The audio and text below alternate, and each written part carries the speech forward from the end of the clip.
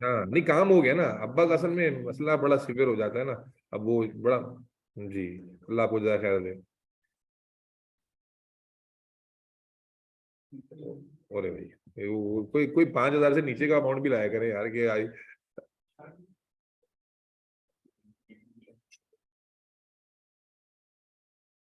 अच्छा चलें, ठीक है, बस आपसे मैं बहस ही नहीं करता हूँ, बस यही तो, यही मेरी बुराई है, अच्छाई भी यही है। हाँ बस ठीक है। अब अब्बा, अब्बा के सामने आपने बता दिया ना, अब्बा मुझे सलावातें सुनाएंगे कि तुम्हारे पास पैसा आराम का आ रहा है, इतने पैसे जावेद भाई को दे देते हो तुम। चले बाद में आपको। चले ठीक है यार भाई, थैंक यू, अल्लाह हाफिज। अच्छा जी, बिस्मिल्लाहिर्रहमानिर्रहीम, नहमदुहु व नसल्ली व नुसल्लिमु अला रसूलिहिल करीम, अम्मा बाद, अऊज़ु बिल्लाहि मिनश शैतानिर रजीम, बिस्मिल्लाहिर्रहमानिर्रहीम। फातिमा आप इधर आ जाए, इनके बराबर में आ जाओ। क्या नाम है बेचारी सर? हाँ, उनको कोई कोविड नहीं है, शी इज कोविड नेगेटिव अल्हम्दुलिल्लाह, एंड कमांडर सेफगार्ड जो है ना, उनकी ये रिश्तेदार की है, तो इसलिए यू आर एब्सोल्युटली सेफ। ये एक्स्ट्रा प्रोटेक्टिव है। ठीक है माशाल्लाह से। तो ऑनलाइन और ऑफलाइन वाले बच्चों को एक बार फिर खुशामदीद कहते हैं। और आज को मैंने, अब मैं पढ़ा नहीं सकूंगा शायद, मैं तुम्हें देख कर पिछली क्लास में मैंने आप लोगों को बताया था कि, और आपको तो दिखाया भी था कि केमिस्ट्री के जिन टॉपिक्स को हमने सेक्शंस में डिवाइड किया था, आज वो दिन आ पड़ा है कि उस केमिस्ट्री के टॉपिक के सेक्शन का वो पार्ट हम स्टार्ट करने जा रहे हैं जो असल में चैलेंजिंग पार्ट है, जिसके लिए एक अच्छा बच्चा फंस जाता है। देखो इससे पहले जो ऑर्गेनिक हमने पढ़ी है, मोल्स पढ़े हैं, या जो दरमियान में एनर्जी फ्रॉम केमिकल्स है, पार्टिकल नेचर है, एटॉमिक स्ट्रक्चर है, फलाना ढिमकाना, जो रिडॉक्स है, स्पीड है, ये चैप्टर्स एक एवरेज बच्चा भी कर लेता है। एक एवरेज बच्चा जिस थोड़ी थोड़ी पढ़ाई जिसने की हो, और पास पेपर का उसको शक्ल याद हो, बगैर पास पेपर किए तो घंटा कुछ नहीं हो सकता, चाहे जितना भी अच्छा आता हुआ आपको कॉन्सेप्ट बिल्कुल ऐसे मक्खन मलाई आता हो, लेकिन पास पेपर की प्रैक्टिस आपने अगर नहीं की है, तो आप सिर्फ 40-45% परफॉर्म कर पाएंगे, और वो कॉन्सेप्ट सारा धरी का धरा रह जाएगा। क्यों? क्योंकि the way question is asked, उसके लिए अप्रोच बिल्ड करनी पड़ती है जो एक्सपोजर से आती है। और बेहतरीन टाइम क्या होता है पास पेपर करने में, हमेशा कहता हूं जब टॉपिक कंप्लीट हुआ है ना, उस वक्त ही करें। अब मैंने जो 10 सवाल पिछली क्लास में कराए थे, अगर कोई बच्चा अच्छा इंसान का बच्चा है, उसी वक्त जाके चैप्टर रिवाइज करे और उसी दिन या नेक्स्ट मॉर्निंग सारे पास पेपर स्पीड ऑफ रिएक्शन के कर ले, तो बस खत्म हो गई कहानी। लेकिन आप ऐसा करते ही नहीं। आप कहते हैं नहीं, समंदर के किनारे पर खड़े रहने का क्या फायदा, वो तो सेफ्टी है, हम समंदर के दरमियान में डुबकियां लगाएंगे ताकि डूबे सीधा। तो आप नहीं करते और वेट करते रहते हैं, और जब कभी टेस्ट अनाउंस हो जाता है तो एक दिन पहले 4-5 सवाल कर कर, और उसके बाद आप समझते हैं कि आपने बहुत बड़ा तीर मार लिया। तो मेरे लिए अब पता है परेशानी का सबब क्या है, कि अब जो पार्ट मैं स्टार्ट कराने जा रहा हूं, मेरी एक्सपर्टीज भी शायद इनमें सबसे ज्यादा ही है, लेकिन आपके शक्लों और आपके डिसिप्लिन और आपके एटीट्यूड को देख कर ना दिल कसम खुदा की घबरा रहा है कि क्या करेंगे आप इसके साथ। क्योंकि स्पीड ऑफ रिएक्शन, रीडॉक्स या रिवर्सिबल रिएक्शन या पीछे के जो चैप्टर्स थे, वो कॉन्सेप्चुअली उतने ज्यादा प्रॉब्लमैटिक थे ही नहीं, आपको आसान भी लगे पढ़ते हुए। लेकिन अब जो हम चैप्टर शुरू करने जा रहे हैं, कॉन्सेप्ट पढ़ते हुए तो उनका भी आपको आसानी लगेगा, लेकिन चूंकि चैप्टर्स लेंथ में भी बड़े हैं और एग्जाम में भी क्वेश्चंस बहुत पिन पॉइंट क्वेश्चंस आते हैं, जो सिर्फ पढ़ने से नहीं बल्कि समझने से और प्रैक्टिस से आएंगे, तो वो पार्ट आपको जो है ना, वो अब सेल्फ स्टडी के बगैर नहीं होगा। ये बताने का मकसद ये कि अब तक क्या है कि रीडॉक्स आज पढ़ के छोड़ दिया, 6 दिन के बाद 10 दिन के बाद जब टेस्ट होगा तब करेंगे, गुजारा हो रहा है। इन चैप्टर्स में नहीं होगा। जिस सेक्शन की मैं बात कर रहा हूं, मैं ये आज नहीं बता रहा हूं, मैं डे 1 से कह रहा हूं कि केमिस्ट्री का जो सेक्शन असल में बच्चे के लिए चैलेंजिंग है, वो ये वाला है। कौन सा? इस सेक्शन में कौन से चैप्टर आते हैं मैं कई दफा बता चुका हूं। ये सेक्शन शुरू होता है दी पीरियोडिक टेबल से, जो इस सेक्शन का सबसे हलवा चैप्टर है।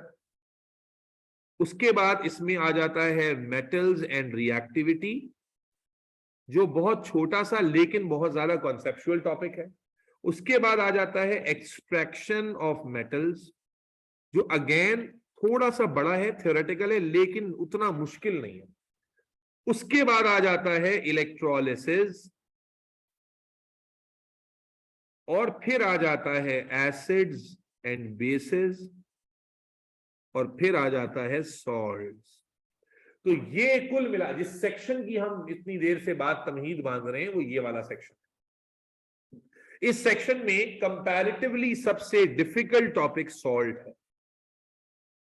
और इंशाअल्लाह आप देखेंगे अगर आपने तमीज से पढ़ने की इरादा कर लिया तो एक एक चीज छोटे बच्चों की तरह मैं आपको सॉल्ट में करवा दूंगा, आपको पास पेपर खोलकर, अगर आपने कर ली हो तो कर लेंगे। सॉल्ट कंपैरेटिवली बच्चों के फीडबैक के हिसाब से सॉल्ट सबसे कंफ्यूजिंग टॉपिक होता है, और सही भी है ये, क्योंकि सॉल्ट में जो क्वेश्चंस आते हैं वो एक आम बच्चे की पहुंच से बाहर होते हैं अगर उसको ट्रिक टेक्निक्स और ग्रिप ना हो। और उसके अलावा बच्चों का जो राग अलापते हैं, बहुत ज्यादा रोना धोना चलता है, वो चलता है इलेक्ट्रोलिसिस में, इलेक्ट्रोलिसिस का। बाकी जो मेटल्स रिएक्टिविटी है वो बड़ा छोटा टॉपिक है। एक्सट्रैक्शन क्योंकि थ्योरेटिकल है, पीरियोडिक टेबल थ्योरेटिकल है, तो रट्टे शट्टे लगा लेते हैं बच्चे, और एसिड बेस के अंदर भी बहुत डेप्थ नहीं है, तो कच्चा पक्का सा होता है बच्चों। लेकिन जो दो सबसे ज्यादा प्रॉब्लम आती है बच्चों को यूजुअली, वो इलेक्ट्रोलिसिस और सॉल्ट्स में आती है। तो जो आप हैं, आप बताएंगी, आपने बाहर स्कूल में पढ़ा हुआ है, आप कौन से स्कूल में मोहतरमा? निक्स। ओ, तो आप बताइए क्या क्या कहना चाहेंगी इलेक्ट्रोलिसिस के बारे में? सही क्या होता है, अच्छा होता है या बुरा होता है? कहां तक पहुंचे आप? पता नहीं। चले जी, तो बेटा हमने आपको देखिए यहाँ पर हेडिंग लगा के दी है, और इस हेडिंग में आप देख रहे हैं कि मैंने पीरियोडिक टेबल की हेडिंग नहीं लगाई है, इलेक्ट्रोलिसिस की लगाई। हम पहले इलेक्ट्रोलिसिस करेंगे, उसके बाद पीरियोडिक टेबल करेंगे, फिर सॉल्ट्स, एसिड बेस और सॉल्ट्स करेंगे, और बाकी चैप्टर फिर बाद में करेंगे, बाद से बाद मेटल्स और रिएक्टिविटीज के बाद करेंगे, ताकि सॉल्ट्स, और क्योंकि अभी हमने एटीपी स्टार्ट करना है फरवरी से, तो उसके लिए जरूरी है कि इलेक्ट्रोलिसिस और एसिड बेस सॉल्ट हमारा हो जाए, क्योंकि एटीपी के क्वेश्चन में सॉल्ट के क्वेश्चन आते हैं। तो सॉल्ट अगर थ्योरी में पढ़ा हुआ ही नहीं होगा तो वहां करना बड़ा मुश्किल हो जाएगा, इसलिए, और इलेक्ट्रोलिसिस भी आता है, तो इसलिए हम जो हमारी अरेंजमेंट है वो चेंज कर रहे हैं। ठीक है, इलेक्ट्रोलिसिस से स्टार्ट ले रहे हैं इस सेक्शन का। भाई और लेट आ जाती है, आराम से आज कल परसों आ जाती है, बैठ जाओ। तो बेटा ऑनलाइन वाले कौन बच्चे मौजूद हैं? शाइना, रुमैसा, उमर, रेहान और हानी। जी रुमैसा, कैसा चैप्टर है इलेक्ट्रोलिसिस? और शाइना, इलेक्ट्रोलिसिस आपने पढ़ा था पहले स्कूल में या नहीं? नहीं सर, मैं तो प्राइवेट करी तो मैंने पढ़ा ही नहीं। आपने पढ़ा ही नहीं है, अच्छा जी। और रुमैसा मुबशिर, आप तो the great Saint Michael's convent school की जो है वो बच्ची हैं, और आपके टीचर भी माशाल्लाह मैंने सुना पीएचडी होल्डर हैं, तो आपने तो इस टॉपिक को घोल के पी लिया होगा। उन्होंने नहीं पढ़ाया था, किसी और ने पढ़ाया था। अच्छा अच्छा, फिर अच्छा होगा। चलिए जी, शुरू कर रहे हैं। अच्छा, चैप्टर इलेक्ट्रोलिसिस का नहीं है, चैप्टर इलेक्ट्रोकेमिस्ट्री का है। जरा जोश में आ गया, इलेक्ट्रोकेमिस्ट्री। अरे भाई, वालेकुम अस्सलाम। भाई क्लास का टाइम नहीं पता था क्या तुम लोगों को? इलेक्ट्रोकेमिस्ट्री। बेटा इस चैप्टर में एक चीज का ध्यान रखना है कि जो टॉपिक पढ़ते जा रहे हैं बगैर रिवीजन के मुझे या एक दूसरे को तुम बता सको। जैसे अभी मैंने सिद्रा से सवाल पूछा तो आप मुझे ये नहीं बता पा रहे कि क्या कहां तक पढ़ा था, ये ठीक नहीं। आपको ये पूरा, क्योंकि देखो इलेक्ट्रोकेमिस्ट्री जो आज हम शुरू करने जा रहे हैं, ये चैप्टर जैसे एग्जाम में आता है ना, इट्स क्वाइट कंफ्यूजिंग। उसके लिए you need to have all the concept on your finger tips. अगर नहीं है तो आप सोचने समझने में मरवा देंगे, नहीं हो पाएगा। या तो आपको आता होगा या नहीं आता होगा, बस दो ही बातें, कच्चा पक्का कोई चीज नहीं है, या तो आपको आएगा या नहीं आएगा। चलिए शुरू करते हैं। इस चैप्टर का जरा ओवरव्यू दूं मैं, तो बड़ा तगड़ा चैप्टर है। अंदर से जरा मोटिवेशन के गुरु को जगाओ, अपने जमीर को, और बोलो कि बेगैरती छोड़कर जरा टॉपिक के ऊपर तवज्जो दो। देखो इलेक्ट्रोकेमिस्ट्री असल में केमिस्ट्री की वो ब्रांच है जिसमें हम इलेक्ट्रिकल एनर्जी और केमिकल एनर्जी, इलेक्ट्रोकेमिस्ट्री के वर्ड पर गौर करो, इलेक्ट्रिकल एनर्जी और केमिकल एनर्जी। तो इलेक्ट्रोकेमिस्ट्री केमिस्ट्री की वो ब्रांच है जिसमें हम ये सीखते हैं कि how electrical energy is converted into, अरे बोलो पूरा तो कर लिया करो, chemical energy, and how chemical energy is converted back to electrical energy. Electrochemistry chemistry की बच्चों वो ब्रांच है जिसमें हम ये जानते हैं, ये सीखते हैं कि किस तरह इलेक्ट्रिकल एनर्जी को हम बैटरी से या करंट के सोर्स से लेंगे और उसे केमिकल एनर्जी में चेंज कर देंगे। और दूसरा एस्पेक्ट क्या है कि केमिकल एनर्जी को किस तरह यूज करके इलेक्ट्रिकल एनर्जी बना लेंगे। तो ये मैं हमेशा इसलिए बताता हूं ताकि चैप्टर के शुरू में तुम्हें ये पता चल जाए कि चैप्टर के दो एस्पेक्ट्स हैं। एक हिस्से में हम पढ़ेंगे इलेक्ट्रिकल एनर्जी से केमिकल चेंज कैसे आता है, और दूसरे हिस्से में पढ़ेंगे कि केमिकल चेंज के थ्रू इलेक्ट्रिकल एनर्जी कैसे प्रोड्यूस होगी। सही है जी। तो इस चैप्टर के दो हिस्से होंगे। Is that clear? वो कंटेनर, वो सिस्टम समझना है भाई। जैद आवाज आनी चाहिए पीछे से। क्या कहा मैंने कि इलेक्ट्रिकल एनर्जी केमिकल एनर्जी में कन्वर्ट करना, ये एक एस्पेक्ट है इस चैप्टर का, और फिर केमिकल एनर्जी इलेक्ट्रिकल में कैसे कन्वर्ट होती है, ये दूसरा एस्पेक्ट है। मेरे बच्चे, इलेक्ट्रिकल एनर्जी को जिस कंटेनर में, जिस सिस्टम में हम कन्वर्ट करते हैं इनटू केमिकल एनर्जी, उस कंटेनर को, उस सिस्टम को इलेक्ट्रोलाइटिक सेल कहते हैं। मेरी बातों को कनेक्ट करते रहना, सारी बातें एक दूसरे से जुड़ी हुई चेन की तरह।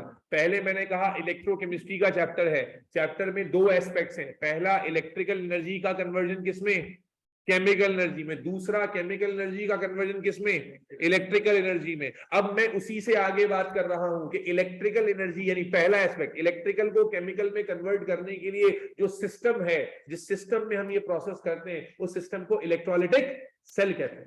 और जिस सिस्टम में हम केमिकल एनर्जी के थ्रू इलेक्ट्रिकल एनर्जी प्रोड्यूस करते हैं, उस सिस्टम को इलेक्ट्रोकेमिकल सेल कहते हैं। क्या कहा मैंने? जिस कंटेनर में इलेक्ट्रिकल एनर्जी को केमिकल एनर्जी में कन्वर्ट किया जाता है, उसे इलेक्ट्रोलाइटिक सेल कहते हैं। सेल कहते हैं सिस्टम को, कंटेनर को। इलेक्ट्रोलाइटिक सेल, जिसमें इलेक्ट्रो कहते हैं करंट को, लिटिक लिसिस से निकला है, और लिसिस या लाइसिस किसको कहते हैं, ब्रेक डाउन को। भाई लाइसिस किसको कहते हैं, ब्रेक डाउन को। तो जहां हम करंट को तोड़ दें जिस कंटेनर में, और किसमें तोड़ दें, केमिकल एनर्जी में, उस कंटेनर को इलेक्ट्रोलाइटिक सेल कहेंगे, उस सिस्टम को इलेक्ट्रोलाइटिक सेल कहेंगे। और जिस कंटेनर में, जिस सिस्टम में हम केमिकल एनर्जी को किसमें कन्वर्ट करें, इलेक्ट्रिकल एनर्जी में, वो सिस्टम क्या कहलाएगा बेटा, इलेक्ट्रो केमिकल सेल। तो इस चैप्टर में बच्चों हमने दो तरह के सिस्टम्स पढ़ने हैं। पहला कौन सा सिस्टम पढ़ना है, इलेक्ट्रोलाइटिक सेल। और दूसरा कौन सा, बेटा आवाज नहीं आई तो क्लास से बाहर कर, सोना नहीं है क्लास में, बोलना है। आधा जुमला मेरा, आधा आपका, इसी से आएगा, बैठने से नहीं आएगा। जैसे आप मुझे देख रहे हैं ना, तो ये मैं कोई मूवी तो चल नहीं रही है जिसे बस देखना है ऐसे, ठीक है। तो मैं इसीलिए खड़ा हो गया हूं कि जिसके लब नहीं हिले मुक्का आएगा और क्लास से बाहर।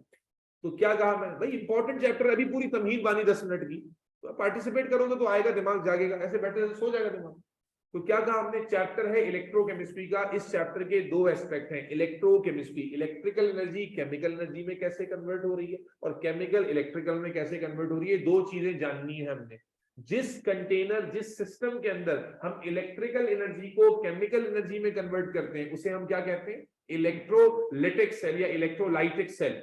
इलेक्ट्रोलाइटिक से याद रहेगा, इलेक्ट्रो करंट को कहते हैं, लाइटिक लाइसिस से निकला है, ब्रेकडाउन को कहते हैं। तो जिसमें हम करंट को कन्वर्ट करेंगे केमिकल फॉर्म में, इसे हम कहेंगे इलेक्ट्रोलाइटिक सेल। और जिस सिस्टम में हम केमिकल एनर्जी को इलेक्ट्रिकल एनर्जी में कन्वर्ट करेंगे, उसे हम इलेक्ट्रोकेमिकल सेल कहेंगे। तो इस चैप्टर का पहला जो हिस्सा है, पहला पोर्शन, भाई ऑनलाइन वालों को भी पार्टिसिपेट करना है, इस चैप्टर का जो पहला पोर्शन है बेटा, उसमें किसकी डिस्कशन शुरू होगी, इलेक्ट्रोलाइटिक सेल।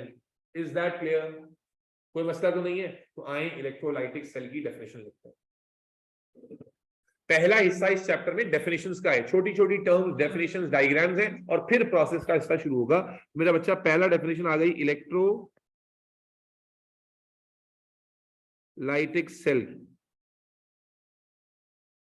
और ये साथ साथ याद करना है बच्चों, क्या होता है इलेक्ट्रोलाइटिक सेल। अभी मैंने एक्सप्लेन किया। फातिमा, क्या कहा मैंने इलेक्ट्रोलाइटिक सेल के बारे में, कि वो सिस्टम, वो कंटेनर जिसमें हम इलेक्ट्रिकल एनर्जी को केमिकल एनर्जी में कन्वर्ट कर लें, उस सिस्टम को क्या कहेंगे, इलेक्ट्रोलाइटिक सेल कहेंगे। तो यही लिखेंगे,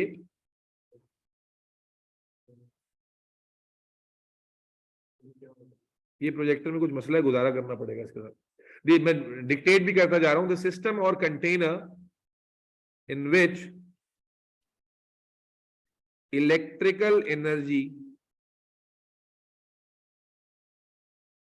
is converted into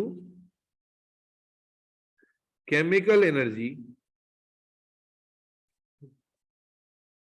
is called electrolytic lytic या लिटिक सेल, वो कंटेनर जिसमें इलेक्ट्रिकल एनर्जी, भाई ये समझ भी लिया हमने, लिखना सिर्फ एक खाना पूरी है, समझ आ गया हमें। इलेक्ट्रोलाइटिक सेल क्या है? वो सेल, वो कंटेनर जिसमें इलेक्ट्रिकल एनर्जी केमिकल में कन्वर्ट होगी। अब मेरे बच्चे ये जो कन्वर्जन का प्रोसेस है, कंटेनर क्या कहला रहा है? Electrolytic cell. ये जो कन्वर्जन का प्रोसेस है इसे क्या कहते हैं मेरे भाई? इलेक्ट्रोलिसिस। क्या कहते हैं? प्रोसेस जिसमें इलेक्ट्रिकल एनर्जी यूज होगी और उससे केमिकल चेंज प्रोड्यूस किया जाएगा, उसे कहते हैं इलेक्ट्रोलिसिस। तो अगला टर्म इलेक्ट्रोलाइटिक सेल के बाद क्या आ गया? इलेक्ट्रोलाइट। अब इलेक्ट्रोलिसिस, हम इलेक्ट्रोलाइटिक सेल की बात शुरू कर दी हमने। तो इलेक्ट्रोलाइटिक सेल क्या है? वो कंटेनर जिसमें हम इलेक्ट्रिकल एनर्जी को केमिकल एनर्जी में कन्वर्ट करेंगे, और ये जो कन्वर्जन का प्रोसेस है उसे क्या कहते हैं? इलेक्ट्रोलिसिस। तो अगली टर्म क्या आ गई? इलेक्ट्रोलिसिस। तो इलेक्ट्रोलिसिस को हम कैसे डिफाइन करते हैं? द प्रोसेस, भाई ऑनलाइन वालों को समझ में आ रहा है? Umar, Rumaisa, Shaina? Yes sir. Process where electrical energy is used to produce a chemical change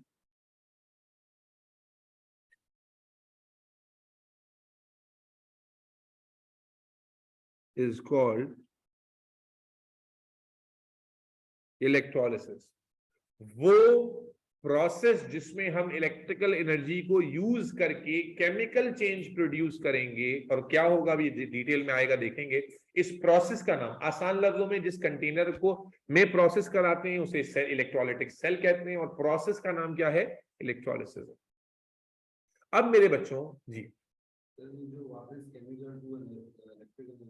वो तो सेकंड हाफ में हम बात करेंगे ना उसके, अभी वो इलेक्ट्रोकेमिकल सेल में आएगा। अब समझ लो बेटा, मान लीजिए कि ये आपका कंटेनर है, तवज्जो बेटा, मान लीजिए कि ये आपका कंटेनर है जिसमें हम इलेक्ट्रिकल एनर्जी को केमिकल एनर्जी में कन्वर्ट करने वाले हैं। अच्छा, ये कंटेनर कुछ भी हो सकता है। मैं भी किसी और ग्रुप को भी साथ, एक ग्रुप के साथ आप साथ साथ ही चल रहे हैं, तो अभी मैंने उनको ये क्लास में करके भी दिखाया है एक्सपेरिमेंट, आपको भी इंशाल्लाह करके दिखाऊंगा ये।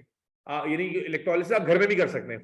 खुलासा ये है कि जो मैं बता रहा हूँ ना, ये बच्चों को थोड़ा बोरिंग भी लगता है, लेकिन हम घर में कर सकते हैं, इसलिए बोरिंग नहीं है। अब इंटरेस्टिंग है, आज जाके कर सकते हो। कई बच्चों ने मुझे वीडियो बना के भेजी, मैंने उनको काम दिया था करना। कुछ भी नहीं करना, आपको एक सिंपल सा कंटेनर चाहिए, चाहे वो ग्लास, इंसुलेटिंग मटेरियल का हो तो ज्यादा बेहतर है, यानी प्लास्टिक का हो या ग्लास का हो तो ज्यादा बेहतर है। ग्लास हो, प्लास्टिक हो, ठीक है। कोई घर जाएंगे, प्लास्टिक का कंटेनर होगा ना घर में, अगर आपको भी ज्यादा शौक है तो करके देखें, तो आप, ताकि प्रोसेस करना आ जाए आपको, ठीक है, और फिर याद रट्टा ना लगाना पड़े। तो आपको सबसे पहले एक कंटेनर चाहिए। वो कंटेनर के लिए कोई स्पेशल रिक्वायरमेंट नहीं है, वो कोई भी इंसुलेटिंग मटेरियल का कंटेनर हो सकता है, इवन कंडक्टिंग भी हो सकता है, लेकिन बेहतर है कि आप इंसुलेटिंग लें, क्योंकि करंट का काम है, तो कंडक्टिंग ना ही हो बेहतर। तो ये आपका इलेक्ट्रोलाइटिक सेल हो गया। फिर इस कंटेनर को लेने के बाद आपको इसमें 2 अदद कम से कम कंडक्टिंग स्ट्रिप्स चाहिए। कंडक्टिंग स्ट्रिप्स का मतलब क्या हुआ कि ऐसे मटेरियल की आपको 2 स्ट्रिप्स चाहिए जो कि कंडक्टर हो। तो कंडक्टर यूजुअली क्या होते हैं? मेटल्स यूजुअली क्या होते हैं, लेकिन मेटल्स के अलावा अगर आपको याद हो डायमंड, ग्रेफाइट, तो ग्रेफाइट जो कि नॉन मेटल है वो भी कंडक्टर होता है, क्योंकि उसमें फ्री इलेक्ट्रॉन होता है। तो इसलिए रट्टा ये ना लगा लेना कि हमेशा मेटल होगा। शर्त क्या है कि अब इस कंटेनर के अंदर आपको हैंग करनी है, सस्पेंड करनी है क्या? 2 स्ट्रिप्स किसी भी ऐसे मटेरियल की जो कंडक्टिंग हो। यूजुअली कंडक्टिंग मटेरियल कौन होता है? मेटल। तो आपके घर में ग्रेफाइट अगर नहीं है तो मेटल तो होगा ना। अब आपके घर मेटल नहीं है मेरे घर, भाई कीलें तो पड़ी होगी कहीं पर, नहीं तो दीवारों में लगी है वहीं से निकाल लेना, या लकड़ी में लगी है वहां से निकाल लेना, या कोई वायर पड़ा होगा तो वायर को छील लेना, वायर के अंदर कॉपर मेटल पड़ा हुआ है। ये समझ में आ रही है बात? तो करने वाले बनो तो करने का सारा सामान घर में मौजूद है, ठीक है जी। तो आपने क्या करना है बेटा, आपने पहले कोई एक प्लास्टिक का बाउल ले लिया, या ग्लास का नुकसान ना हो जाए, प्लास्टिक ठीक है, तो प्लास्टिक का एक बड़ा बाउल ले लिया आपने, और उसके अंदर आपने जनाबे आली 2 अदद कीलें पकड़ ली, कहीं से नेल्स पकड़ लिए, या चलो स्पून तो होगा, अगर चलो आप कहते हैं कीले दीवार में हम नहीं निकाल सकते, घर में चम्मच तो होंगे, छुरी कांटे तो होंगे, तो कुछ तो है ना, मेटल ही है ना सारा। तो अब वो आपने ले लिया, और मेरे बच्चे उनको यहां पर सस्पेंड किया, और फिर वायर ले ली। वायर आपको दुकान से मिल जाएगा, घर में ढूंढने पे भी मिल ही जाएगा। तो वायर से आपने, चम्मच अगर लिया है तो चम्मच ले लिया, और उसको वायर से ऐसे, कोई इसमें स्पेशल अरेंजमेंट की जरूरत नहीं है, चम्मच पे ऐसे वायर लपेट दिया, रबर वाला वायर नहीं, उसको छील लेना, ठीक है, ताकि पता चला रबर के साथ लपेटा, बोला सर काम ही नहीं हो रहा, तो करंट पहुंचेगा कहां? तो आपने एक वायर को थोड़ा सा छीला, उसके कॉपर वाले हिस्से से आपने स्पून को जो है रैप किया, और ये जो 2 चम्मच हैं, इन दोनों से जो वायर्स हैं इनको आपने जाकर जोड़ दिया बैटरी से। किससे? अब ये एक चैलेंजिंग चीज है, करंट का सोर्स असल में हमें चाहिए होता है। तो करंट का सोर्स तो स्विच भी है, जो घर में स्विच है वो भी करंट का सोर्स है, लेकिन मसला ये है कि करंट का जो स्विच में जो करंट आ रहा है ना वो एसी करंट है, ऑल्टरनेटिंग करंट जो फ्लक्चुएट करता है। तो एसी करंट के साथ जब ये प्रोसेस आप करने की कोशिश करेंगे तो इतनी डिस्टिंक्टिव ऑब्जर्वेशन नहीं होती।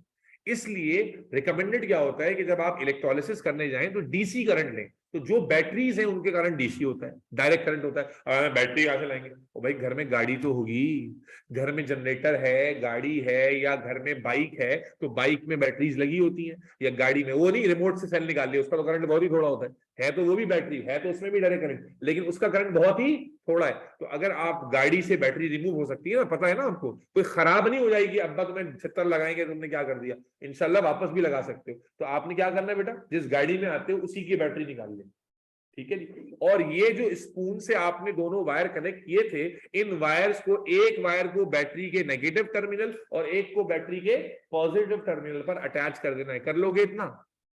क्या क्या चाहिए? एक बैटरी चाहिए, जो गाड़ी की बैटरी तुम्हें मिल गई, तुमने भी करना है माज, ठीक है, तुमने तो गाड़ी की बैटरी पूरी, जब तक धमाका ना हो उस बैटरी में तब तक करना है। तो बैटरी ले ली आपने, बैटरी के थ्रू वायर्स लिए, वायर को पॉजिटिव नेगेटिव टर्मिनल से कनेक्ट किया, मान लीजिए ये पॉजिटिव नेगेटिव टर्मिनल्स है, और उनको फिर कंडक्टिंग स्ट्रिप से, चाहे वो आप स्पून ले लें, कील ले लें, जो मिल रहा है ले लें, ठीक है जी, और उनको आपने इस कंटेनर में सस्पेंड कर दिया। अब जनाबे आली, अब आखिरी इंग्रेडिएंट आ रहा है डिश में, और वो इंग्रेडिएंट है इलेक्ट्रोलाइट। क्या है? अब ये डिस्कशन जरा साइड में समझ ले, पहले भी समझा चुका हूं किसी चैप्टर में, लेकिन दोबारा आ रही है। देखो, जब इलेक्ट्रिकल कंडक्टिविटी की बात करते हैं, ये डिस्कशन थोड़ी हट रही है यहां से, ठीक है जी, इलेक्ट्रिकल कंडक्टिविटी ऑफ मटेरियल्स की हम बात करते हैं, ये डिस्कशन को अच्छे समझना। तो मटेरियल्स इलेक्ट्रिकल कंडक्टिविटी के बेसिस पे 4 तरह के होते हैं। कोई मटेरियल इलेक्ट्रिकल कंडक्टिविटी में कितनी तरह का हो सकता है? 4 टाइप्स का हो सकता है। एक को आप जानते हैं कंडक्टर के नाम से, एक को आप जानते हैं इंसुलेटर के नाम से, एक को आप जानते हो सेमीकंडक्टर के नाम से, और एक बला है जिसे हम कहते हैं इलेक्ट्रोलाइट। तो मैं ये हमेशा बच्चों को इसलिए बताता हूं कि आधे को पता भी हो, लेकिन जिनको नहीं पता उनको लगेगा कि इलेक्ट्रोलाइट और कंडक्टर सेम है। तो इस फ्लो चार्ट से ये पता चलता है कि ये 4 अलग चीजें, कंडक्टर और इलेक्ट्रोलाइट सेम, अरे बोलो ना, नहीं होते। क्या फर्क होता है समझो बेटा, कंडक्टर वो मटेरियल होता है, अच्छा एक और समझ लो, कंडक्टर, इंसुलेटर और सेमीकंडक्टर, इनकी गेम चल रही है फ्री इलेक्ट्रॉन पर। किस पे चल रही है? फ्री इलेक्ट्रॉन्स पर। ये हम पहले भी पढ़ चुके हैं, इनकी गेम फ्री इलेक्ट्रॉन पे चलती है। क्या मतलब? कंडक्टर वो मटेरियल होता है जिसके पास बहुत सारे फ्री इलेक्ट्रॉन्स होते हैं, और जब आप उसे करंट देते हैं वो रेडिली करंट को कंडक्ट कर लेता है स्टेट चेंज किए बगैर। कंडक्टर वो जैसे मेटल्स हैं, मेटल्स को अपनी स्टेट चेंज करने की जरूरत नहीं है। आप कॉपर को करंट देंगे तो पिघल के थोड़ी करंट कंडक्ट करेगा, वो डायरेक्टली करंट कंडक्ट कर लेगा। क्यों? क्योंकि उसके पास अबंडेंट। अब फिर ये बच्ची कहेगी मैं लेट नहीं आता,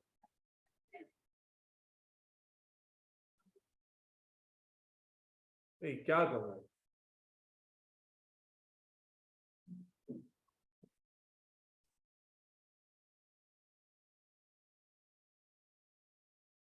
पहले ही क्लास लेट स्टार्ट की मैंने, उसके बावजूद भी मैं इतना कुछ बता गया, और अब यहां तक आ गया, अब आप आ रहे हो। इसका मोबाइल बज रहा है, बाहर है।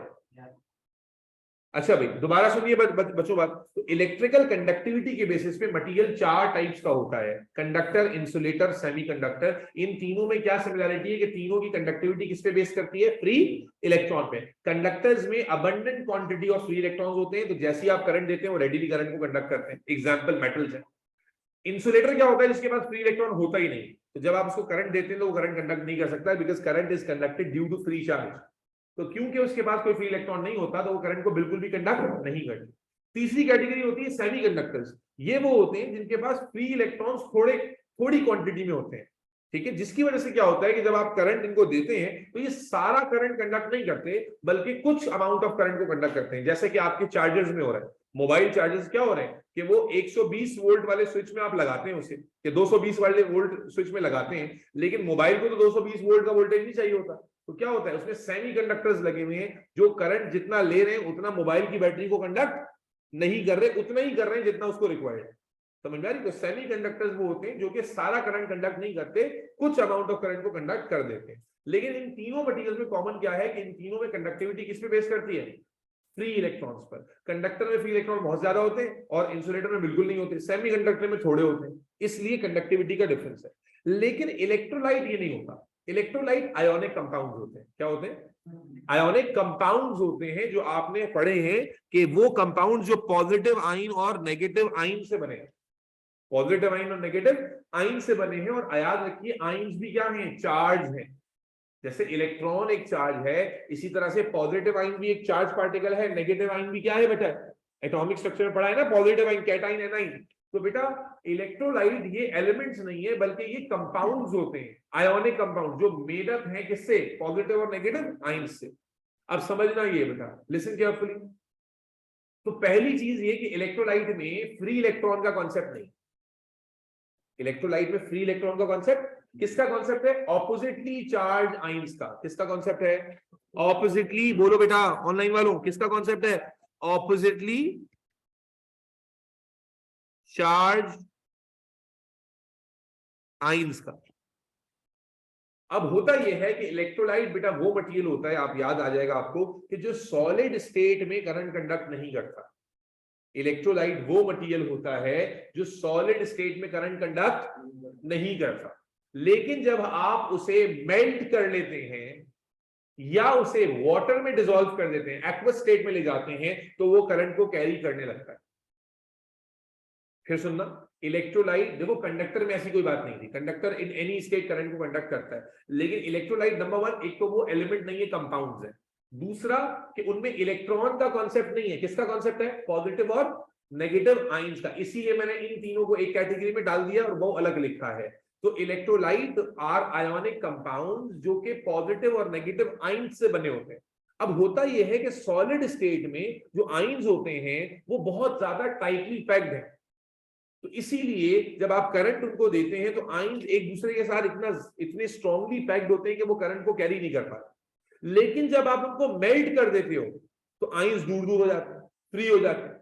जब आप उनको वाटर में डिसॉल्व कर देते हो तो आयंस क्या हो जाते हैं? फ्री हो जाते हैं। तो अब जब आप करंट कंडक्ट करोगे तो वो आयंस, क्योंकि करंट कौन कंडक्ट करता है? चार्ज। जैसे यहां पर इलेक्ट्रॉन चार्ज है, वहां कौन है? पॉजिटिव और नेगेटिव आयन। तो जब आप इलेक्ट्रोलाइट को मेल्ट कर देते हो या इलेक्ट्रोलाइट को पानी में डिसॉल्व कर देते हो, मेरा आप ये लेक्चर सुन चुकी है ना मेरा पहले, तो आप मुझे हेल्प आउट कीजिएगा कि मैं कहीं गलत तो नहीं बता रहा। तो इलेक्ट्रोलाइट वो सब्सटेंस है जो कि सॉलिड स्टेट में करंट को कंडक्ट, बोलो भाई, नहीं करता। क्यों नहीं करता? साथ साथ रीजन समझते जाओ कि सॉलिड स्टेट में जो आयंस हैं they are tightly packed and are not able to carry current, क्योंकि चार्ज फ्री होना जरूरी है। जब आप उसे मेल्ट करते हैं या पानी में डिसॉल्व करते हैं तो वो चार्ज फ्री हो जाता है और अब वो करंट को कंडक्ट कर सकता है। इसकी बेहतरीन एग्जांपल घर में चेक कर सकते हो। मैंने कल वीडियो शायद आईआईबी में दिखाता हूँ तुम लोगों को, वीडियो एक बच्चे ने कल मुझे बना के भेजी। क्या है? घर में नमक पड़ा हुआ है आपके, नमक NaCl जो घर में मौजूद है वो एक इलेक्ट्रोलाइट है, ठीक है। Na पॉजिटिव आयन और Cl नेगेटिव आयन उसमें मौजूद है, सही। आप नमक ले लें, घर में किसी भी कंटेनर में नमक निकाल करके देखो तो मजा आएगा केमिस्ट्री पढ़ने में। आप 2 तार ले लें और जिनको आप एक बल्ब से कनेक्ट कर लो, और उन दोनों तारों को आप उस नमक में एक एंड पे इधर, यानी अगर मान लीजिए कंटेनर है आपका, इसमें आपने सॉल्ट ले लिया और जनाबे अली ये एक वायर का एक एंड यहां डाला, ये एक एंड यहां डाला और यहां आपने बल्ब लगाया हुआ है, ठीक है, बल्ब लगाया हुआ है। तो आप देखेंगे कि सॉलिड स्टेट में जब आप वायर्स डालेंगे नमक के अंदर तो करंट कंडक्ट ही नहीं होगा। आप नमक में उंगली डाल के भी चेक कर सकते हैं, वैसे आपको डर लगेगा कि पता नहीं करंट ना लग जाए, लेकिन अगर साइंस पर बिलीफ है तो अगर आपने दोनों करंट कैरिंग वायर भी अगर डाल दिए हैं सॉलिड सॉल्ट के अंदर और उंगली डालेंगे तो करंट महसूस नहीं कर पाएंगे, क्योंकि करंट कंडक्ट होगा ही। ये बिलीव करना मुश्किल है, करके देखोगे तो समझ आ जाएगा। लेकिन उसी नमक को पानी में डिसॉल्व कर दोगे तो अब वो खतरनाक कंडक्टर बन जाता है, इलेक्ट्रोलाइट बन जाता है। और इसका एक एग्जांपल तुमने एक बड़ी मशहूर बॉलीवुड मूवी में भी देखा था, याद कीजिए, एक मूवी आई थी कुछ अर्सा पहले, 3 इडियट्स के नाम से, तकरीबन लोगों ने देखी हुई है। थ्री इडियट्स का अगर ओपनिंग सीन याद कीजिए जिसमें आमिर खान की रैगिंग हो रही होती है, सबकी रैगिंग हो रही होती है और आमिर खान साहब पहुंचते हैं और कमरे में घुस जाते हैं और वो जो सीनियर है वो कहता है बाहर निकलो वरना दरवाजे पे यूरिनेट करूंगा, तो वो क्या करता है, वहां से वायर खींचता है बल्ब से और उसके आगे चम्मच बांधता है जी, वायर में करंट आ रहा है, भाई साहब जैसे ही यूरिनेट करते हैं, यूरिन में क्या है, आइंस होते हैं, ठीक है जी, तो भाई साहब जैसे ही चम्मच पे उनका यूरिन यहाँ गिरता है, ये करंट ठक करके ऊपर जाता है और सीधा उनको महसूस होता है। तो साइंस है ना यार, पर इसमें तुम्हें उसकी छिजोरपंती नजर आ रही है, साइंस नजर नहीं आ रही इसमें। और पीछे वो डायलॉग में आवाज आती है कि हमने सिर्फ पढ़ा था कि salt water is good conductor of electricity, आज देख भी लिया। तो ये साइंस के ही करिश्मे हैं कि जब आइंस है, आइंस आर गुड कंडक्टर्स, बहुत तेजी से करंट को कंडक्ट करते हैं, तो यूरिन में चूंकि आइंस होते हैं इसीलिए करंट ठक करके लगा। समझ में आ रही बात? तो इलेक्ट्रोलाइट क्या है, समझना क्या है, ये बात मैं कहीं और ले गया, डिस्कशन इसलिए इंपॉर्टेंट थी कि आपको कोई मिसकंसेप्शन ना रह जाए। तो पहली चीज, इलेक्ट्रोलाइट एक डिफरेंट मटेरियल है, कंडक्टर की तरह का मटेरियल नहीं है। डेफिनेशन क्या है आइन इलेक्ट्रोलाइट की, वो सब्सटेंस, वो कंपाउंड जो कि सॉलिड स्टेट में करंट कंडक्ट नहीं करते, भाई बोलो एनर्जी लेकर आ जाओ, सॉलिड स्टेट में करंट कंडक्ट नहीं करते, पर मोल्टन और एक्वस स्टेट में करंट कंडक्ट करते हैं। रीजन, सॉलिड स्टेट में ions are tightly packed and are not able to carry current, in molten और aqueous state ions become free, that is why they can carry current. अब हम ये बात कर रहे थे, एक मिनट, हम ये कंटेनर का सेटअप लगा रहे थे, याद है? तो हमने क्या कहा कि हमने एक कंटेनर लेना है, उसमें दो कंडक्टिंग स्ट्रिप्स लगानी है, वायर के थ्रू उनको बैटरी से कनेक्ट करना है और फाइनली इसमें क्या डाल देना है बेटा, इलेक्ट्रोलाइट डाल देना है। क्या डाल देना है भाई? इलेक्ट्रोलाइट जाहिर है कि किस फॉर्म में होगा, या तो मोल्टन में होगा या एक्वस में। अगर मैं सॉलिड इलेक्ट्रोलाइट डाल दूं, उसमें सॉलिड नमक डाल दूं तो कोई फायदा होगा? बोलो भाई, अभी बात की ना कि सॉलिड अगर नमक डाल दूं तो बैटरी से आने वाला करंट क्या गुजरेगा, क्रॉस करेगा एक टर्मिनल से दूसरे टर्मिनल? नहीं करेगा भाई, वहां तक करंट आ रहा है और एक टर्मिनल से दूसरे टर्मिनल पे मूव करना नहीं कर पाएगा, क्योंकि सॉलिड स्टेट में इलेक्ट्रोलाइट करंट को कंडक्ट नहीं करते। तो मेरे बच्चे, ये हमने डाला क्या यहां पर, बोलो, इलेक्ट्रोलाइट। जो कंडक्टिंग प्लेट्स आप इस्तेमाल करते हैं इन्हें हम इलेक्ट्रोड्स कहते हैं। क्या कहते हैं? और जिस इलेक्ट्रोड को आप negative terminal of the battery से कनेक्ट करते हैं, इस इलेक्ट्रोड को कैथोड कहा जाता है, और जिसको positive terminal of the battery से कनेक्ट करते हैं उसे एनोड कहा जाता है। अच्छा, अक्सर बच्चे इसे कंफ्यूज कर देते हैं कैटाइन और एनाइन से। देखो, एक टर्म होती थी कैटाइन एनाइन। कैटाइन क्या होता था? पॉजिटिव आइन, और एनाइन होता था नेगेटिव आइन। यहां कैथोड नेगेटिव है और एनोड पॉजिटिव है। देखो समझना, कैथोड वो टर्मिनल जो बैटरी का नेगेटिव टर्मिनल से कनेक्ट किया, ये क्या है बोलो बच्चे? कैथोड है। तो जब आप कैटाइन पढ़ते थे शाबी शहीद, तो कैटाइन होता था पॉजिटिव आइन, वो कैटाइन था, ये कैथोड है। बच्चे मर्ज कर देते हैं, मिक्स कर देते हैं, इसलिए डिफरेंशिएट करवा रहा हूं।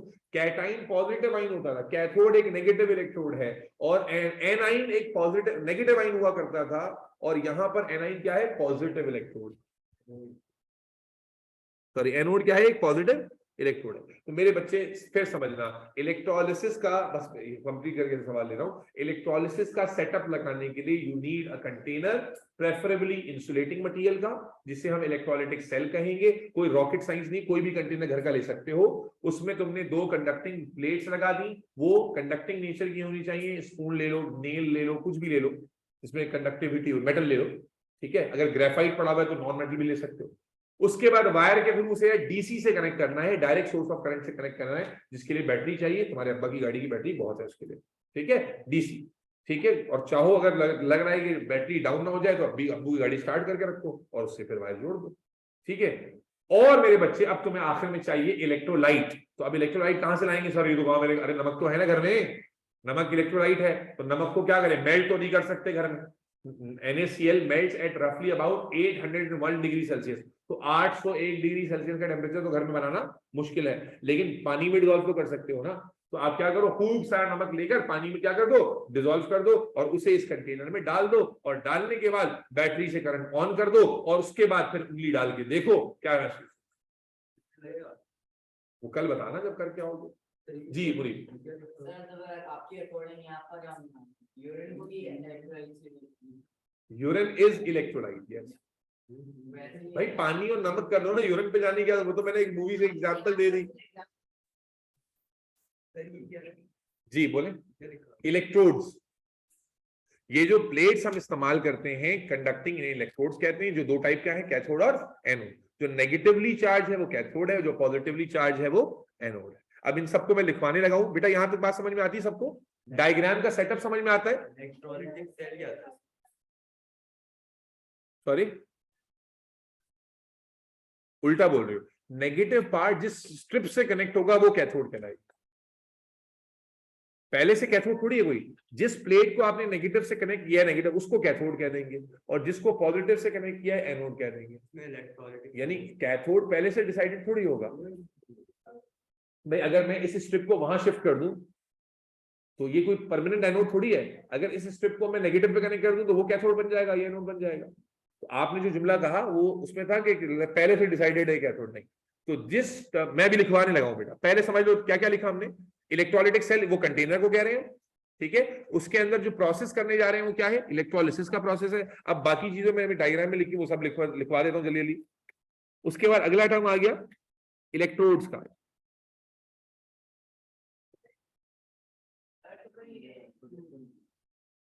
अब्बू कहो नया प्रोजेक्ट लिख जी।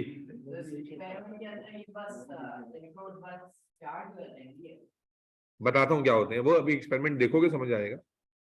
Conducting strips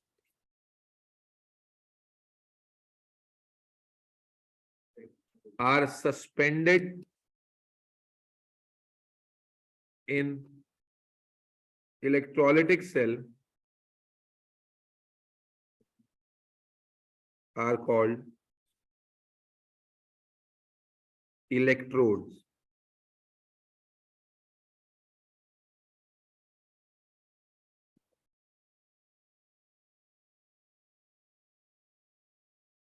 Electrode connected, online वालों बात समझ में आई है बेटा यहां तक? ऑनलाइन पे बच्चे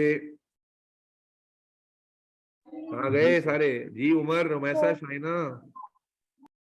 जी सर जी। Negative terminal of the battery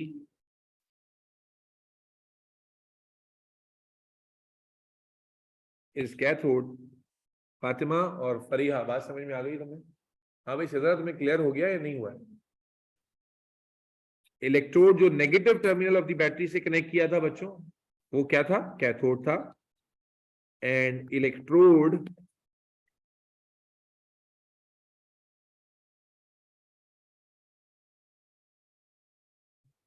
connected to positive terminal. Shaina मुश्किल तो नहीं लग रहा बहुत? समझ में आ रही है बेटा बेटा बात? जी सर आ रही है समझ।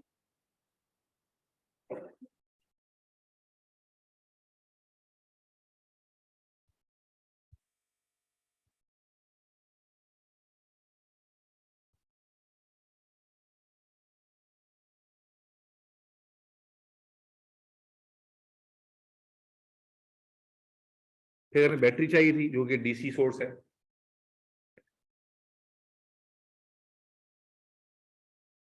एंड लास्टली हमें जो चीज चाहिए थी वो था electrolyte.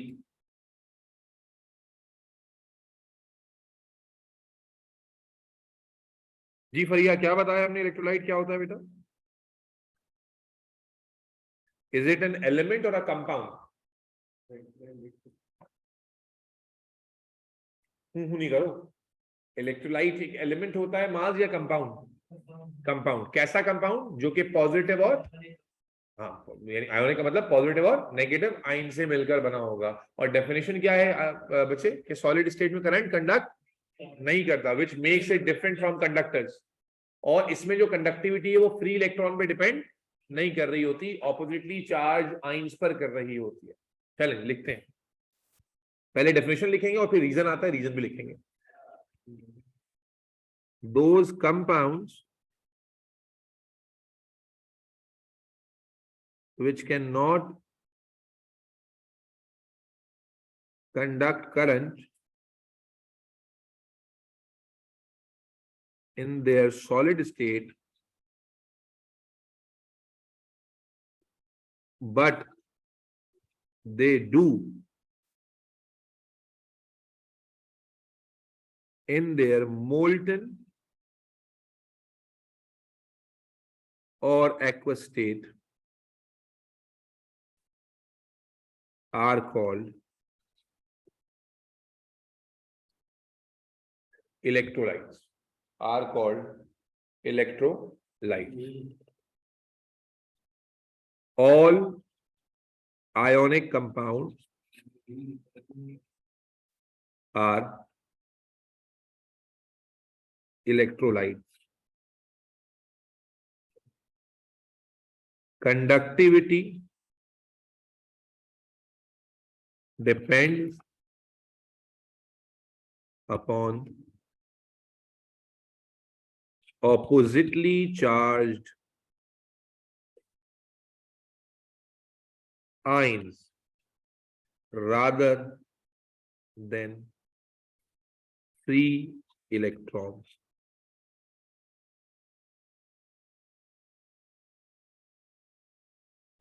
In solid state, ions are tightly pegged together and are not free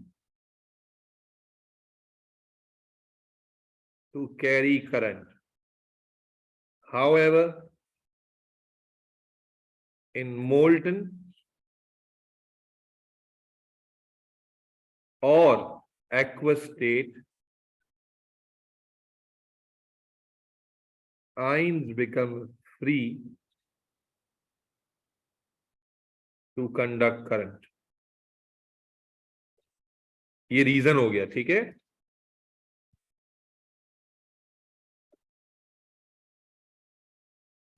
जो आइंस, अब ये तो रियलिटी ऑफ लाइफ।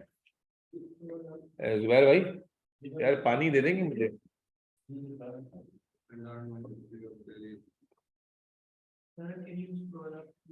मेरे बच्चे जो जो कुछ मैंने बताया इतनी देर में खड़े होकर, सारा कुछ यहाँ लिखा है। अगर कुछ समझ में नहीं आ रहा है तो पूछ कर लिखिएगा। लिखवाना इसलिए जरूरी होता है क्योंकि आपके पास रिवीजन के लिए मटेरियल मौजूद होना चाहिए। तो एग्जामिनर आपको इलेक्ट्रोलाइट का डेफिनेशन जब भी पूछेगा, रीजन भी पूछेगा, और रीजन आपको पता होना चाहिए। वहां पर बॉले की तरह बैठे नहीं रहना है। रीजन क्या है? सॉलिड स्टेट में आइंस टाइटली पैक्ड है और इसलिए करंट कैरी नहीं हो रहा, फ्री नहीं है ये, और मोल्टन एक्वस में फ्री हो जाता है। तो इलेक्ट्रोलिसिस का सेटअप मैंने बताया, घर में कैसे लग जाएगा। डायग्राम आपके सामने है, क्या क्या कंपोनेंट्स हैं। You need a container, you need strips, you need wire, you need battery, you need electrolyte. एक मिनट नोट कर लें बच्चे, जरा जल्दी तेज तेज नोट करें। वीडियो नहीं दिखाया मैं, इंशाल्लाह क्लास में जो है ना वो थर्सडे वाले दिन एक छोटा सा एक्सपेरिमेंट करेंगे।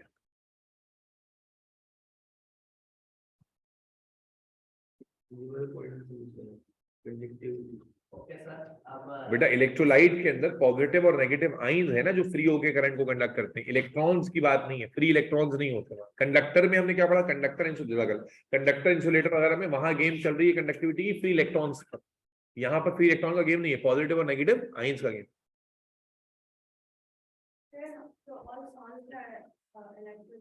All solids? All salts are electrolytes, yes. All salts are electrolytes. फिर जो insoluble है ना वो भी एक सर्टेन टेम्परेचर में, अगर टेम्परेचर बढ़ा देंगे तो वो भी soluble हो जाएंगे। वो जो आप सॉलिबिलिटी पढ़ते हैं वो रूम टेम्परेचर पे होती है,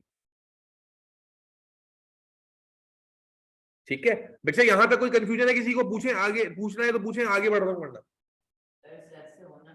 जी बेटा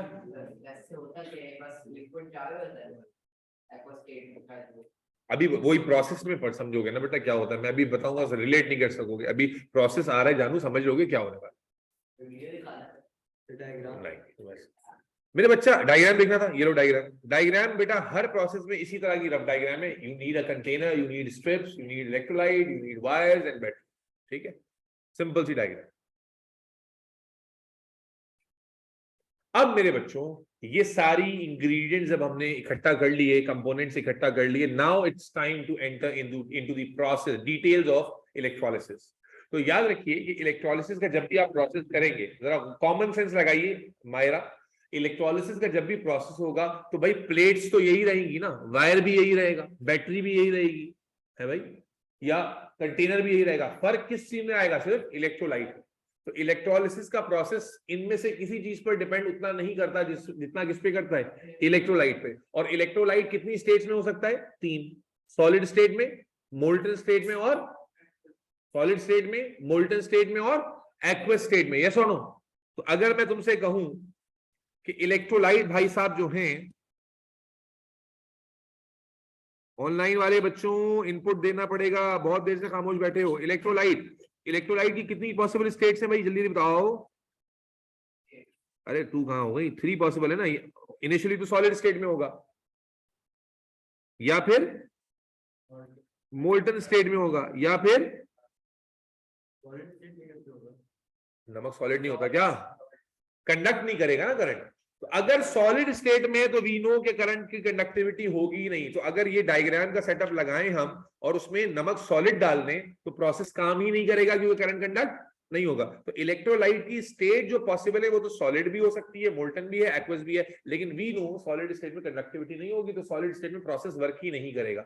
इसका मतलब है प्रोसेस के वर्क करने की 2 सिचुएशंस हैं, या तो मोल्टन या, अरे बोलो भाई, मोल्टन या एक्वस। देखो बिल्कुल कनेक्ट करके लेके चल रहा हूं। पहले आपको इलेक्ट्रोलाइटिक सेल बताया, फिर इलेक्ट्रोलिसिस, उसके कंपोनेंट्स। अब कंपोनेंट्स के बाद हमने इलेक्ट्रोलाइट पर आ गए। इलेक्ट्रोलाइट में हमने कहा 3 पॉसिबल स्टेट है, सॉलिड किसी काम की नहीं है, मोल्टन और एक्वस। इसका मतलब है चैप्टर में हमें पहले बात करनी है किसकी?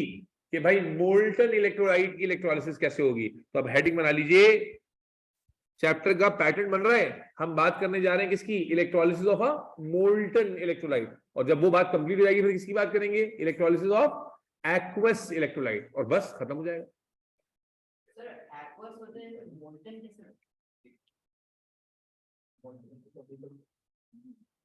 क्या मतलब कैसा दिखता है? डिपेंड करेगा ना क्या सब्सटेंस है। नमक को पिघला लो, मेल्ट कर लो, पता चल जाएगा कैसा दिखेगा। कलरलेस ही होगा, कलरलेस डेंस जेली लाइक कुछ होगा। तो बेटा हेडिंग बनाएंगे प्रोसेस ऑफ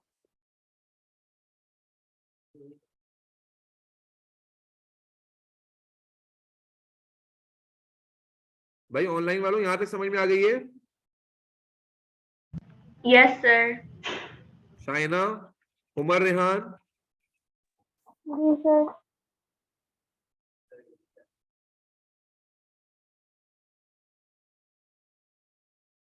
जी फरिया पड़ाचा। मोल्टन इलेक्ट्रोलाइट की बात शुरू कर रहे हैं बेटा। अब आपका मुझे पूरा अटेंशन चाहिए, क्योंकि बड़ी हाई रिस्क गेम शुरू कर रहे हैं।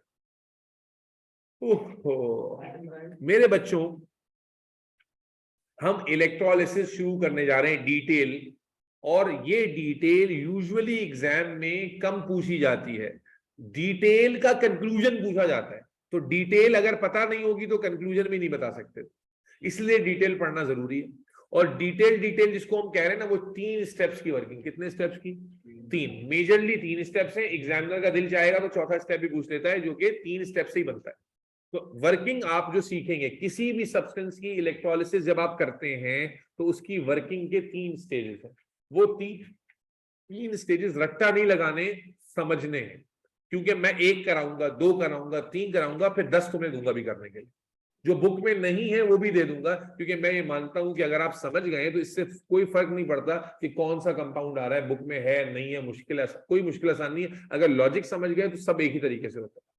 समझना बेटा, मैं शुरू करने जा रहा हूं, एग्जाम्पल देने जा रहा हूं इलेक्ट्रोलिसिस ऑफ मोल्टन इलेक्ट्रोलाइट में मोल्टन NaCl की। किसकी भाई?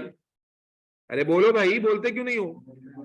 Molten NaCl, sodium chloride. यहां पर हमने सोडियम क्लोराइड को इमेजिन करें कि मेल्ट कर लिया है, और ये जो कंटेनर हमने बनाया था, ये मैं कॉपी पेस्ट कर रहा हूं। आपके पास ये ऑप्शन कॉपी पेस्ट का नहीं है, इसलिए जब आप करेंगे तो डायग्राम बनाएंगे।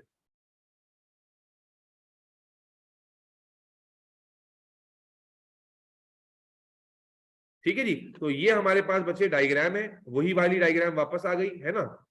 और फर्क ये आ गया कि इसमें हम इलेक्ट्रोलाइट की जगह क्या लिख देंगे? बस सिर्फ बोलो भाई, क्या डाला है इलेक्ट्रोलाइट हमने? मोल्टन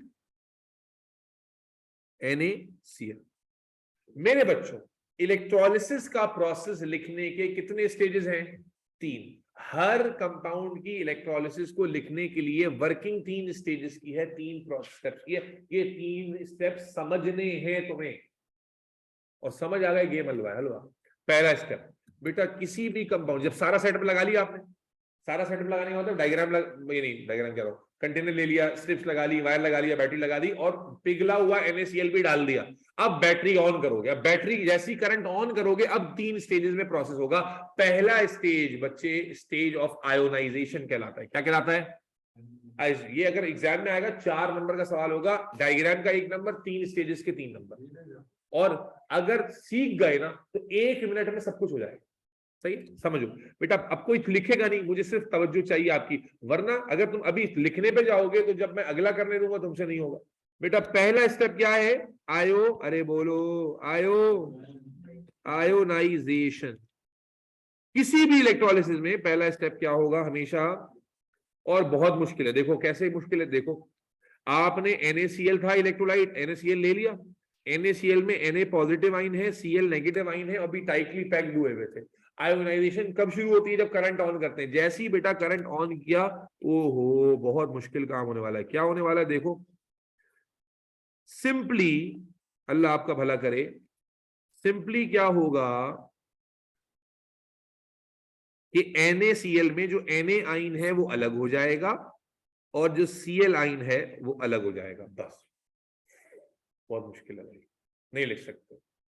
NaCl का कंपाउंड था, करंट ऑन किया, पहला स्टेप किसी भी इलेक्ट्रोलाइसिस में क्या होगा? आयोनाइजेशन। तो जो इलेक्ट्रोलाइट लिखा हुआ है उसके पॉजिटिव और नेगेटिव को क्या कर देना है? अरे बोलो यार, क्या कर देना है? सेपरेट कर देना है। चलो NaCl के साथ साथ बराबर में, क्यों ना किसी और के भी कर ले, इधर लिख लेते हैं समझाने के लिए। मान लो कि इस बराबर में MgCl2 की भी शुरू कर ली, ठीक है। मैग्नीशियम पे +2 चार्ज होता है, क्लोरीन पे -1 होता है। अभी हमने देखा क्लोरीन पे कितना था? -1, ठीक है। अब अगर इसका भी हम इलेक्ट्रोलिसिस करेंगे तो पहला प्रोसेस कौन सा लिखेंगे? अरे बोलो यार, पहला प्रोसेस कौन सा लिखेंगे? आयोनाइजेशन। और कितना मुश्किल होता है कि भाई MgCl2 लिखा, हमें पता है इसमें +2 चार्ज है, इसमें -1 चार्ज है, तो क्या करना है? सर ने क्या बताया कि भाई बहुत मुश्किल है, संस्कृत में लिखना है। Mg को अलग कर लेना है, Cl -1 को अलग कर लेना है। कितने Cl लिखे हुए यहाँ पर? 2, उस 2 को यहाँ लगा देना है। पहले NaCl में एक Na एक Cl था, तो एक Na लिखा एक Cl लिखा, कहानी खत्म। MgCl2 में एक Mg है, MgCl2 में एक Mg है और क्लोरीन कितने हैं? 2। तो पहले Mg और Cl को अलग अलग लिखा, उनके चार्जेस के साथ। Mg का चार्ज